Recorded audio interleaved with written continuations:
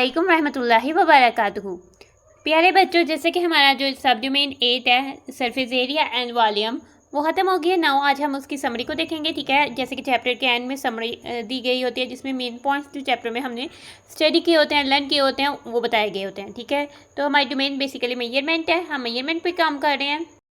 ठीक है, तो पेज नंबर 125 पर आ जाते हैं। ठीक है, रिव्यू एक्सरसाइज हमारा डन हो गया, सारा चैप्टर हमारा कंप्लीट हो गया। अब हम समरी पर आ गए। ठीक है, समरी पर बेसिकली हम समराइज़ करके जो पॉइंट्स हैं उनको डिस्कस करेंगे, क्योंकि कुछ बच्चों को जो पॉइंट्स हैं वो तो पढ़ लेते हैं लेकिन उनको समझ नहीं आती कि ये पॉइंट्स क्या है, तो उनकी आसानी के लिए ये वीडियो बनाई गई है। ठीक है, नाउ आप देख सकते हैं। ठीक है, फर्स्ट पॉइंट पर आ जाते हैं। ठीक है, the distance around any 2 dimensional close shape is called parameter. ठीक है, हमने कौन कौन सी शेप पढ़ी है इस चैप्टर में। ठीक है, 2 बेसिक शेप रेक्टेंगल स्केल हमने पहले से पढ़ ली हुई थी, इसके अलावा 3 मजीद शेप्स हमने पढ़ी हैं, जैसे कि पैरेललोग्राम, ट्रायंगल और ट्रेपेजियम। इन सब की बाउंड्री की जो मेजरमेंट होती है वो उनका पैरामीटर होता है। किसी भी क्लोज शेप, ये सब क्लोज शेप ही हैं। ठीक है, जो हमने पढ़ी है, किसी भी क्लोज शेप की बाउंड्री का जो बाउंड्री की मेजर है ना, सारी बाउंड्री की, वो उसका पैरामीटर होता है। तो वही बात कर रहे हैं। नेक्स्ट पॉइंट पर आ जाते हैं। ठीक है, the region enclose within the boundary of a close shape is called its area. ठीक है, कोई भी क्लोज शेप है, अगर जो उसकी बाउंड्री है उसने जितना रीजन अपने अंदर क्लोज जितना रीजन यानी कि जितना एरिया या जितनी जगह अपने अंदर बंद की हुई होती है ना, वो उसका एरिया होता है। जैसे कि ये हमने ये शेप्स देखी हैं, स्क्वायर, रेक्टेंगल, पैरेललोग्राम, ट्रायंगल और ट्रेपेजियम। ठीक है, इन सब ने जितना अपने अंदर एरिया लिया हुआ है वो सब एरिया होगा। जैसे कि अगर हम इनके अंदर फुल कवर कर दें तो ये सारा इन शेप्स का जो है एरिया, इन्होंने इतनी जगह जो है ली हुई है प्लेन पर। नेक्स्ट पॉइंट पर आते हैं। ठीक है, the parameter of scale can be calculated by the using the formula. ठीक है, अगर फॉर्मूला बन गए हुए हैं, वैसे तो पैरामीटर बेसिकली बाउंड्री का सम होता है, फॉर्मूलाज बन गए हुए हैं शेप के अकॉर्डिंग। ठीक है, पैरामीटर ऑफ स्केल जो है हम देखते हैं कि स्केल एक ऐसी शेप है जिसकी जो है 4 साइड्स की लेंथ जो है सेम होती है। ठीक है, तो पैरामीटर की बाउंड्री 1 2L 3L और 4L बन जाता है। यदि 4 टाइम लेंथ है, L जो है लेंथ को रिप्रेजेंट करता है, एक साइड की मेजर को रिप्रेजेंट कर रहा है, तो फिर इस तरह से पैरामीटर ऑफ स्केल का फॉर्मूला यहाँ बन जाता है कि 4L। तो यही बता रहा है कि पैरामीटर जो स्केल का हो जाएगा वो 4 टाइम साइड लेंथ यानी कि 4 टाइम L जो है वो साइड लेंथ, साइड की मेजर है। ठीक है, नेक्स्ट पर आ जाते हैं। द एरिया ऑफ स्केल, फिर आगे से एरिया ऑफ स्केल का फॉर्मूला यानी कि इस स्क्वायर ने कितनी जो सरफेस ली हुई है, एरिया यानी कि लेंथ है और लेंथ है, यानी लेंथ ये सारा कितनी ली हुई है ना, उतनी दफ़ा हम लेंथ को ऐड करें। जितनी भी लेंथ है उस टाइम तक हमने लेंथ को ऐड करना है, तो इसके लिए हम लेंथ को लेंथ तक ऐड करें, यानी कि लेंथ को लेंथ से मल्टीप्लाई करेंगे तो इसका टोटल एरिया आएगा कि इतनी जगह जो है वो स्क्वायर ने ली हुई है, क्योंकि उसकी हर साइड की लेंथ जो है वो सेम है, तो लेंथ को ही हमने लेंथ से मल्टीप्लाई करना होगा।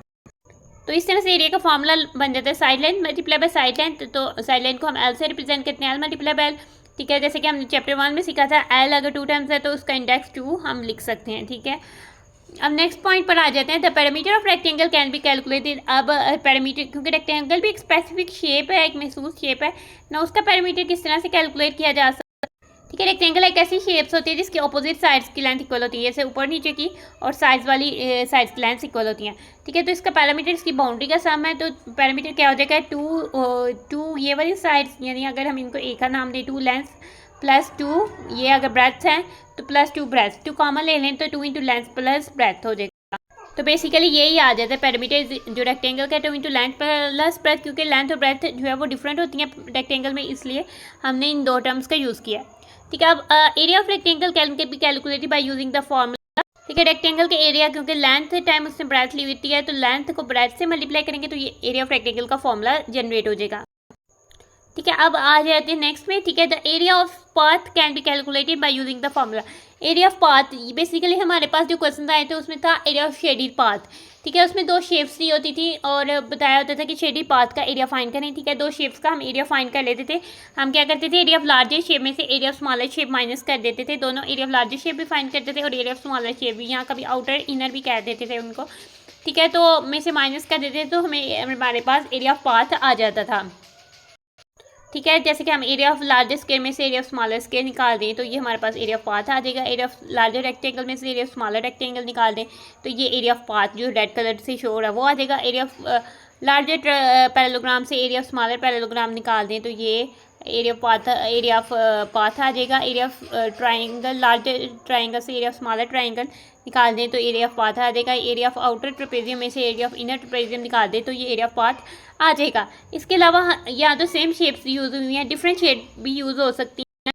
जैसे कि एरिया ऑफ यहाँ पैरेललोग्राम है, लेकिन उसमें से हम एरिया ऑफ रेक्टेंगल निकालेंगे तो एरिया ऑफ पाथ आएगा। तो इस तरह से डिफरेंट शेप्स का कम्बिनेशन भी दिया हो सकता है। ना नेक्स्ट पॉइंट पर आ जाते हैं, ठीक है, द एल्टीट्यूड। ठीक है, एल्टीट्यूड का कॉन्सेप्ट भी हमने इधर पढ़ा था। ठीक है, बेसिकली ये हमने 8.2 में पढ़ा था, जिसमें हमारे पास इंट्रोड्यूस हुई थी शेप्स पैरेललोग्राम, ट्रेपेजियम और ट्रायंगल। ठीक है, एल्टीट्यूड बेसिकली उनके लिए यूज़ होता है। एल्टीट्यूड होता है शॉर्टेस्ट लेंथ, यानी कि परपेंडिकुलर लेंथ भी हम उसे कहते हैं। किसी भी शेप के वर्टेक्स का बेस से डिस्टेंस जो होता है वो उसके परपेंडिकुलर लेंथ होता है, यानी कि परपेंडिकुलर हाइट होता है, एल्टीट्यूड होता है। ठीक है, स्क्वायर और रेक्टेंगल में कोई एल्टीट्यूड नहीं होता, क्योंकि इसमें लेंथ होती है और इसमें लेंथ और ब्रेथ होती है। ठीक है, पैरेललोग्राम में चूंकि ये होता है तो शॉर्टेस्ट डिस्टेंस जो इसका पॉइंट है उससे बेस का जो डिस्टेंस बनेगा वो इसका एल्टीट्यूड बनेगा, या इस साइड से भी हम इसका एल्टीट्यूड ले सकते हैं। ठीक है, ट्रायंगल से एक वर्टेक्स से जो बेस का डिस्टेंस बनेगा वो उसका एल्टीट्यूड होगा। ठीक है, अगर वर्टेक्स हमारा कहीं इधर चल जाता है, बेस में नहीं लाई कर रहा होता, तो फिर हम बेस को एक्सटेंड करके उस वर्टेक्स से उसका डिस्टेंस फाइंड आउट कर सकते हैं कि कितना जो है वो बन रहा है। ठीक है, आगे से ट्रेपेजियम है, उसका भी हमारे पास एक वर्टेक्स से जो है दूसरी बेस तक का डिस्टेंस, यानी दो बेस का आपस में शॉर्टेस्ट डिस्टेंस, जिसमें जो लाइन है वो ऊपर और नीचे वाली दोनों बेसिस पे 90 डिग्री का एंगल बनाए, परपेंडिकुलर हाइट बने।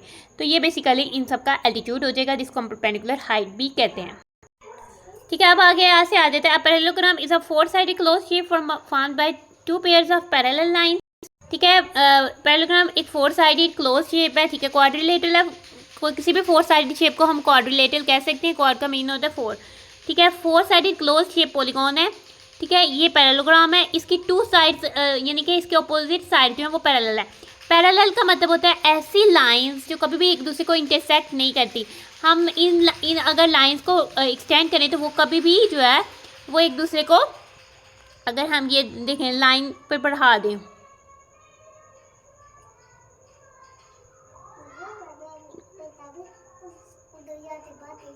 ठीक है, अगर हम ये लाइंस को बढ़ा दें, ये लाइन को बढ़ा दें, तो ये कभी भी लाइंस जो है जितनी मर्जी बढ़ाते जाएं, ठीक है, जितनी मर्जी बढ़ाते जाएं, कभी भी इन दोनों लाइंस ने एक दूसरे को किसी भी पॉइंट पर आकर कट नहीं करना। ठीक है, इसके अलावा अगर मज़ीद कोई दूसरी लाइन होती, ये लाइन होती, ठीक है, और हमारे पास एक और लाइन होती, ठीक है, एक ये लाइन है, ठीक है, एक ये लाइन है, एक और लाइन है,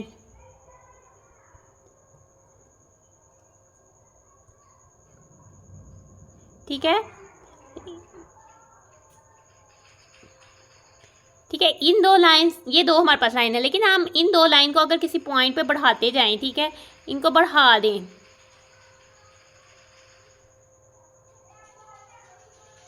ठीक है, इनको अगर मैं इस लाइन को बढ़ा देती हूँ,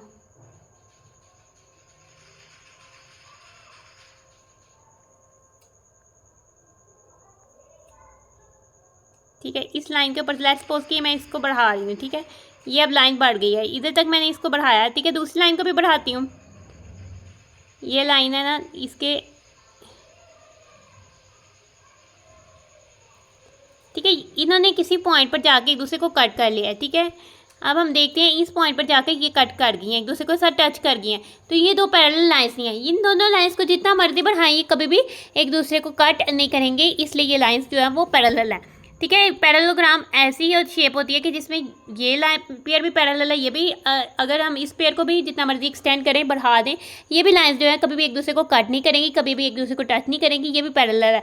तो पैरेललोग्राम एक ऐसी शेप है कि अगर है इसकी दोनों, इस पेयर को भी बढ़ा दे तो ये कभी कट नहीं करेगी, इन पेयर को भी बढ़ा दे लाइंस को, ये भी कभी कट नहीं करेगी। ये तो ये शेप को पैरेललोग्राम कहते हैं। इसके बरक्स अगर हम ट्रेपेजियम में देखें तो उसमें one pair of parallel side होता है। अगर हम ऊपर और नीचे वाली लाइंस को एक्सटेंड भी करें वो कभी भी एक दूसरे को कट नहीं करेंगे, लेकिन अगर हम साइड वाली लाइंस को एक्सटेंड कर दें तो वो एक पॉइंट में आकर एक दूसरे को टच कर जाएंगी, एक दूसरे से मीट कर जाएंगी, एक दूसरे को कट कर लेंगी या एक दूसरे को इंटरसेक्ट कर लेंगी। ठीक है, ठीक है, ना अब हम आ जाते हैं एरिया ऑफ पैरेललोग्राम। पैरेललोग्राम के एरिया का फॉर्मूला क्या है? Base length multiply by perpendicular height. ठीक है, बेस लेंथ यानी कि इसको हम मेजर करेंगे और परपेंडिकुलर हाइट यानी कि हम एल्टीट्यूड को मेजर कर लेंगे। ठीक है, एक बेस लेंथ और एल्टीट्यूड को मल्टीप्लाई कर देंगे तो एल्टीट्यूड बेसिकली हमारे पास, अगर पैरेललोग्राम क्योंकि रेक्टेंगल में कन्वर्ट हो जाता है तो एल्टीट्यूड उसकी ब्रेथ ही है पैरेललोग्राम की, जो कि शॉर्टेस्ट ब्रेथ आ रही है। इस तरह से लंबी लेंथ लंबी हो जाती है तो एल्टीट्यूड ब्रेथ होती है, और जो बेस है वो रेक्टेंगल की लेंथ की तरह से काम करती है।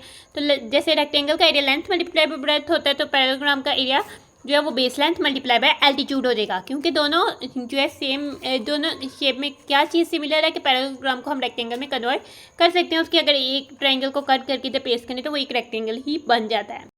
ठीक है, बेस लेंथ को बी से रिप्रेजेंट कर लेते हैं और परपेंडिकुलर हाइट को ऐसे, तो आप इस तरह से भी लिख सकते हो कि area of parallelogram B multiply by H हो जाएगा। नेक्स्ट पे आ देते हैं trapezium. Trapezium is a quadrilateral, यानी कि फोर साइडेड क्लोज पॉलीगॉन को क्वाड्रिलेटरली कहते हैं। ठीक है, जैसे पैरेललोग्राम थी उस तरह से ये फोर साइडेड फोर एंगल्स हैं जैसे कि पैरेललोग्राम के थे। ठीक है, it has only two parallel lines. ठीक है, इसकी सिर्फ और सिर्फ टू पैरेलल लाइंस हैं, या आप कह सकते हो कि one pair of opposite lines are parallel. सिर्फ एक पेयर ऑफ ऑपोजिट लाइन जो है वो पैरेलल है और इसमें सिर्फ टू पैरेलल लाइन, जैसे कि ये पैरेलल है, बल्कि ये और ये लाइंस जो है साइड लाइंस जो है वो पैरेलल नहीं है।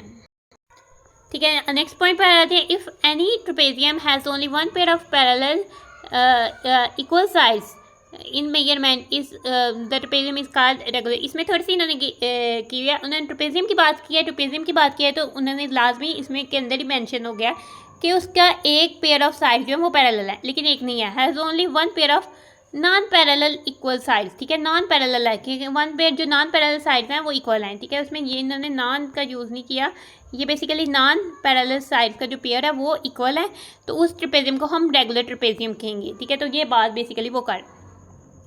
नेक्स्ट पॉइंट पे आ जाता है the area of trapezium. Area of trapezium किस तरह से कैलकुलेट किया जाता है? ठीक है, जब हमने एरिया ऑफ ट्रेपेजियम को जनरेट किया था तो हमने ट्रेपेजियम टू टाइप्स के ट्रेपेजियम लिए थे। ठीक है, एक ट्रेपेजियम और दूसरे ट्रेपेजियम को हमने उसको उल्टा करके इस पर पेस्ट किया था तो वो एक पैरेललोग्राम बन गया था। ठीक है, तो टू ट्रेपेजियम का एरिया जो है एक एरिया के पैरेललोग्राम के एरिया के इक्वल होता है। ठीक है, टू ट्रेपेजियम का एरिया एक पैरेललोग्राम के एरिया के इक्वल होता है, तो वन ट्रेपेजियम का एरिया हाफ यानी पैरेललोग्राम के हाफ एरिया के इक्वल होगा। ठीक है, हमने क्या कहा था, बेसिकली इमेजिनरी तौर पर हम देख लेते हैं। हमने कहा था कि ये हमने साइड वन की थी, ठीक है, और ये हमने साइड टू की थी। ठीक है, इस तरह की हमने एक ट्रेपेजियम इसको उल्टा करके, यानी कि साइड वन ऊपर चली गई थी और साइड टू नीचे आ गई थी। इसमें हमने हमारे पास एक ट्रेपेजियम, ये फिर पैरेललोग्राम बन गई थी शेप। ठीक है, कुछ इस तरह से बन गई थी, पैरेललोग्राम बन गई थी। ठीक है, तो इसमें पैरेललोग्राम की एक साइड थी S1, तो ये पूरी पैरेललोग्राम का जो एरिया बन जाता है एक साइड, यानी बेस लेंथ क्या बन गया S1 प्लस S2। ठीक है, S1 प्लस S2 हमारे पास बेस लेंथ बन गई थी और multiply by altitude, let's suppose कि इसका H ही होता है तो एल्टीट्यूड H हो गया, तो ये एरिया ऑफ पैरेललोग्राम इस हिसाब से हो जाता है। लेकिन हमें एरिया ऑफ ट्रेपेजियम चाहिए जो कि पैरेललोग्राम का हाफ है, तो एरिया ऑफ ट्रेपेजियम फिर हमारा हाफ यानी कि 1/2 से ये मल्टीप्लाई हो जाएगी विद टाइम। तो ठीक है, तो ये हमारे पास इस तरह से हमने एरिया ऑफ ट्रेपेजियम का फॉर्मूला जनरेट किया था। द एरिया ऑफ ट्रेपेजियम किस तरह से कैलकुलेट किया जाता है? एरिया जो है 1/2 base 1 multiply by base 2 multiply perpendicular height plus, ठीक है, 1/2 बेस 1 S1, ठीक है, और बेस 2 S2 और मल्टीप्लाई हमने कर देना H हाइट। ठीक है, अब नेक्स्ट पॉइंट पे आते हैं, द एरिया ऑफ ट्राइंगल। ठीक है, triangle can be calculated as, triangle को हमने जो है, ठीक है, ट्राइंगल को भी बेसिकली हमने जो है पैरेललोग्राम में कन्वर्ट किया था। ठीक है, ट्राइंगल के केस में भी हमने टू ट्राइंगल्स ले ली थी, यानी कि इसी ट्राइंगल पर हमने जो है एक और ट्राइंगल ये वाली को उल्टा करके रख दिया था। ठीक है, तो अब ये एक पैरेललोग्राम बन गया, हम देखते हैं। ठीक है, तो एरिया ऑफ पैरेललोग्राम यानी हाइट और एल्टीट्यूड, सॉरी ये बेस लेंथ होगी और ये उसका एल्टीट्यूड हाइट होगी। ठीक है, तो एरिया पैरेललोग्राम जितना होगा उसका हाफ जो है वो एरिया ऑफ ट्रेपेजियम होगा, एरिया ऑफ ट्राइंगल होगा। हम area of parallelogram B multiply by H है, तो area of triangle 1/2 multiply by B half multiply by H, half of area of parallelogram हो जाएगा। तो इस तरह से हमने एरिया ऑफ ट्राइंगल जनरेट किया था। ठीक है, तो अब हमने एरिया ऑफ ट्राइंगल का फॉर्मूला याद करना है। Area equal to 1/2 multiply by side नहीं है, basically side length multiply by height है, परपेंडिकुलर हाइट कह सकते हो, या इसको आप साइड लेंथ लिख लो और इधर आप जो है, ठीक है, इधर आप ये इसको रिमूव करके आप इसकी जगह आप लिख लो कि एल्टीट्यूड। ठीक है, यहाँ परपेंडिकुलर हाइट भी आप यूज़ कर सकते हो, इधर आपका थोड़ा चेंज कर दो इसे फॉर्म। ठीक है, तो एल्टीट्यूड ये आपका जो है ट्राइंगल, एरिया ऑफ ट्राइंगल का फॉर्मूला आएगा। अब आ जाते हैं द वॉल्यूम ऑफ। ठीक है, अब हमने पैरामीटर ऑफ इनके किए, पैरामीटर बेसिकली इनके साइड्स का सम ही होता है, इसलिए पैरामीटर इन्होंने मेंशन नहीं किए इन थ्री शेप्स के, पैरेललोग्राम, ट्रेपेजियम और ट्राइंगल का। ठीक है, ट्राइंगल की तीनों साइड डिफरेंट भी हो सकती है, फिर उस हिसाब से जो साइड की मेजर आएगी उसको ऐड करके पैरामीटर आ जाएगा, उसके लिए कोई स्पेसिफिक फार्मूला नहीं है। अब आ जाते हैं वॉल्यूम की तरफ। ठीक है, वॉल्यूम जो है वो टू डायमेंशनल शेप, अभी तक हमने जितनी भी ये शेप्स देखी हैं, ठीक है, जिनका एरिया और पैरामीटर देखा है, ये टू डायमेंशनल शेप थी जो कि कप पेपर में बन सकती हैं, यहाँ एक फ्लोर पर ज़मीन पर जो है लगाई जा सकती है। इनका सरफेस में कोई पार्ट नहीं होता। ठीक है, इनका ज़मीन में एरिया होता है। तो ये बेसिकली थी 2 डायमेंशनल शेप। अब हम डिस्कस करने वाले हैं वॉल्यूम जो है 2 डायमेंशनल शेप पर नहीं होता, वॉल्यूम 3 डायमेंशनल शेप पर होता है। नाउ अब हम वॉल्यूम पर आते हैं, ठीक है। वॉल्यूम डिस्कस करना है हमने, ठीक है। 3 डायमेंशनल शेप होती है जो आप अपने हाथ में टच कर सकते हो, पकड़ सकते हो, जैसे कि आपने अपनी मैथ्स की बुक पकड़ी हुई है, तो ये बेसिकली 3 डायमेंशनल शेप है, ठीक है। The volume is a quantity और amount space enclose by close surface या कंटेनर, ठीक है। वो वॉल्यूम कोई भी वो चीज़ लेगी जो कंटेनर या कोई सरफेस है लेकिन वो क्लोज है, बंद हुई है, ठीक है। और आपके उसे अपने हाथ में भी टच कर सकते हो, हाथ से फील कर सकते हो, ठीक है। कौन कौन सी शेप हमने 3 डायमेंशनल में पढ़ी थी, जिनको चेक कर सकते हैं। तो इस चैप्टर में, इस लेसन में हमने क्यूब और क्यूबॉइड को ही पढ़ा है, ठीक है। अब आ जाते हैं नेक्स्ट पॉइंट में, the surface area of a solid, ठीक है। एरिया हमने पढ़ा था वो 2 डायमेंशनल में था, ठीक है। सरफेस एरिया में अब कोई 3 डायमेंशनल चीज़ है, ठीक है। उसके अब जैसे क्यूब है, क्यूब ही लगा लें, ठीक है। अब लूडो का गीटा डाइस ही ले लेते हैं, ठीक है। क्यूब है या फिर क्यूबॉइड है। अब इसके 1 2 3 क्यूब के तो हर फेस जो स्क्वायर फेस का होगा, एक टॉप और एक बॉटम का होगा, एक फ्रंट और बैक का होगा, 2 साइड्स के होंगे, इससे से 6 स्क्वायर बन जाएंगे। तो एरिया स्क्वायर एक तो फाइंड कर लोगे, ठीक है। लेकिन टोटल जो अगर आप किसी गत्ते से बना रहे हो तो टोटल कितना गत्ता जो है वो लगेगा, वो फाइंड आउट करने के लिए आपको सरफेस एरिया फाइंड आउट करना पड़ेगा। इस तरह से क्यूबॉइड का भी हिसाब है, उसके रेक्टेंगल शेप में फेस होते हैं। तो सरफेस एरिया का मतलब होता है हर फेस का एरिया, ठीक है। तो हम फेस भी कह सकते हैं, सरफेस भी कह सकते हैं, या हर सरफेस, क्योंकि क्यूब में 6 सरफेसेस होती हैं, क्यूबॉइड में भी 6 सरफेसेस होती हैं।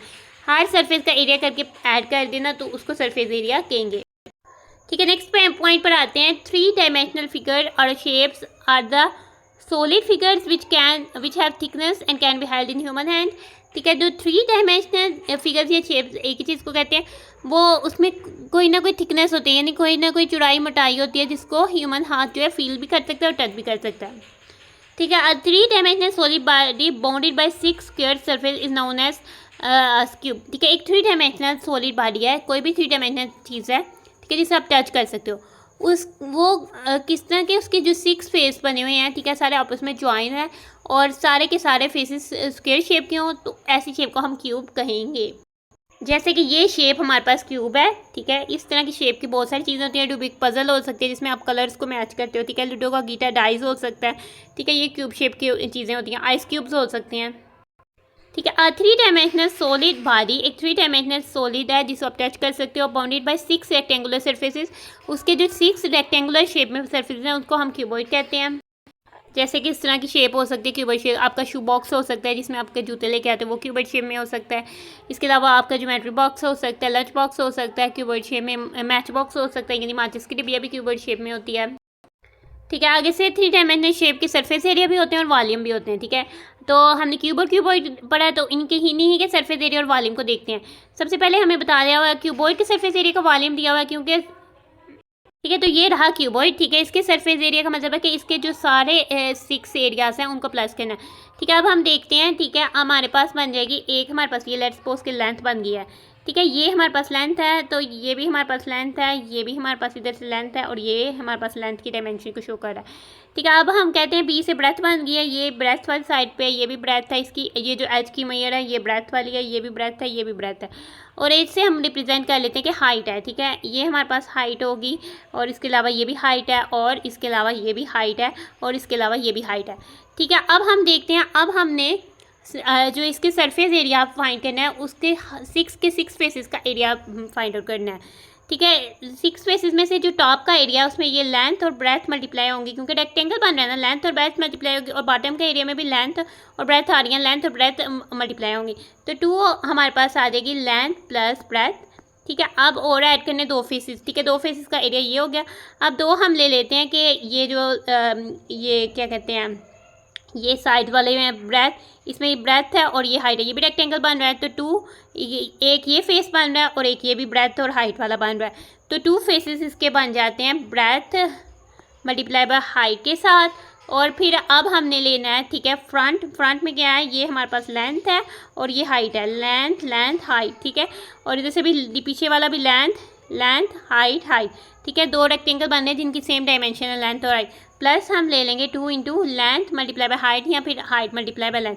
अब इनमें से 2 कॉमन लगाएंगे तो हमारे पास फॉर्मूला बन गया सरफेस एरिया ऑफ क्यूबॉइड का, ठीक है। उसको ऐसे रिप्रेजेंट किया हुआ है, तो वही फॉर्मूला जो है वो इधर लिख दिया हुआ है, ठीक है। हाइट मल्टीप्लाई बाय लेंथ लिखें या लेंथ मल्टीप्लाई बाय हाइट, एक ही बात है, ठीक है, अब आ जाते हैं the surface area of cube. ठीक है, क्यूब का सरफेस एरिया क्या होगा?